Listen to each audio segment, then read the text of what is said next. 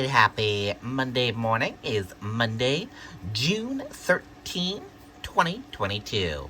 I'm Riley King, and welcome to your morning news update right here on the Riley King Radio Network. Let's get started right now. First up, Nashua SWAT team arrests man after early morning restaurant shooting. Let's take a listen to that video from WMUR News 9. In Nashua, members of a SWAT team arrested this man after they say he shot someone at a Mexican restaurant on Main Street early this morning. Andrew Leonardson was arrested on charges including first-degree assault with a firearm and reckless conduct with a firearm. Officers took him into custody this afternoon. Okay, and there you go on that video and that report. Friends of Anion research out to Granite Staters with Remembrance event. Let's take a listen to that video from WMUR News 9.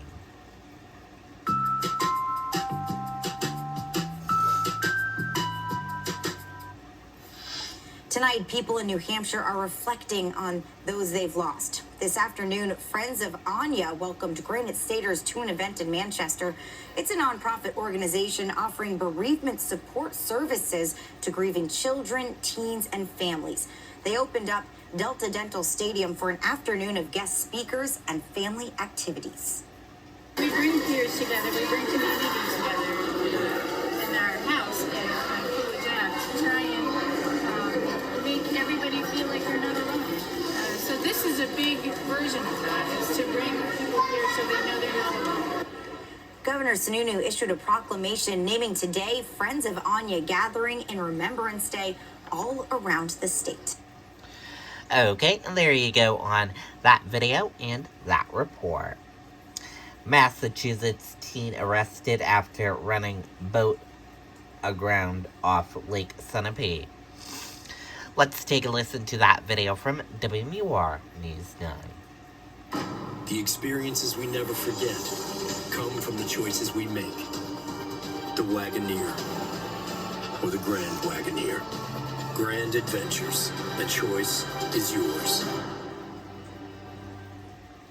Alcohol and boating is definitely a problem. It's that time of year. The weather gets warmer and people take to their boats to enjoy relaxing days out on the water. But Sergeant Seth Alley with the State Police Marine Patrol says when you throw alcohol into the mix, things can escalate quickly. Something can happen so quick as it did last night on Sunapee that could have been very detrimental and killed somebody. A Massachusetts teenager is charged with boating while intoxicated after running his boat aground at Lake Sunapee.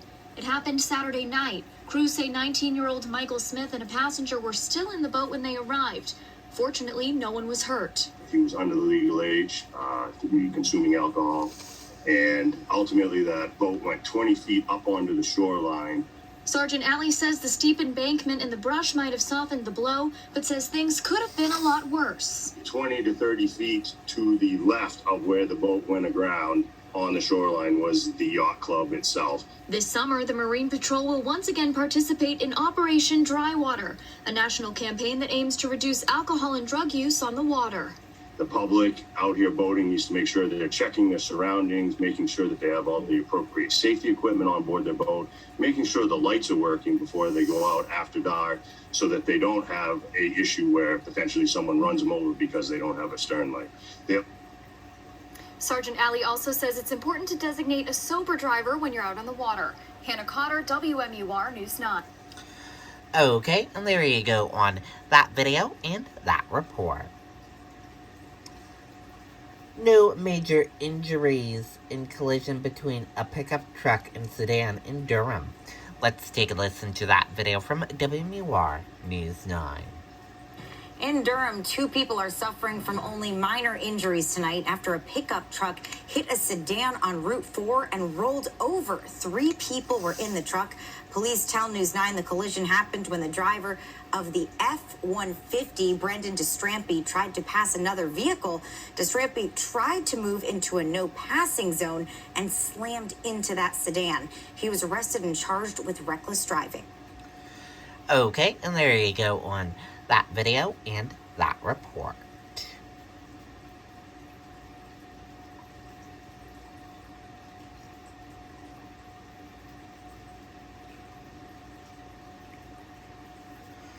Bipartisan group of senators agrees on new gun law.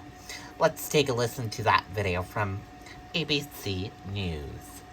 What's Guy Fieri doing at the neighbor's house? It's Slider Sunday! We got cheeseburger sliders on King's Hawaiian pretzel slider buns. Slider Sunday! Everything's better between King's Hawaiian bread, especially now with King's Hawaiian pretzel buns. A bipartisan group of senators announcing on Sunday it's reached a general agreement on new gun legislation. It's an agreement in principle and not legislative text. The details of the deal will be critical for Republicans, particularly the firearms-related provisions. 20 senators, including the 10 Republicans necessary to avoid a filibuster, released a statement on Sunday, saying in part, "Today we are announcing a common-sense bipartisan proposal to protect America's children, keep our schools safe, and reduce the threat of violence across our country." Included in the agreement, further funding for mental health, incentives for the creation of so-called red flag laws, increased funding for school safety, and strengthening the federal background check system. For buyers under 21 years of age, the deal would require an investigative period to review juvenile and mental health records. In a statement, President Biden saying, "Obviously it does not do everything that I think is needed, but it reflects important steps in the right direction." The House has been working on more sweeping actions on gun reform, but those measures would likely fail in the Senate. Democratic Congressman Jamie Raskin telling CNN this deal is a baby step he would vote for. It's moving in the right direction. We're glad that the Senate is finally awake about this. News of this agreement coming just one day after hundreds of thousands marched in cities across the country calling for tougher gun legislation. We're not taking people's guns away. We're just saying that nobody should have military-style weapons to be able to go into schools and kill huge numbers of kids within just minutes. March for Our Lives founder David Hogg, a survivor of the 2018 Parkland school shooting, reacting to the deal, tweeting, "This is progress, even if small. Even if it stops one Parkland, it's worth it." Ike Chachi, ABC News, Washington. Hi, everyone. Okay, and there you go on that video and that report. And that does it for the morning news update right here on the Riley King Radio Network. Thank you for tuning in and listening. Have a great day, everyone, and goodbye.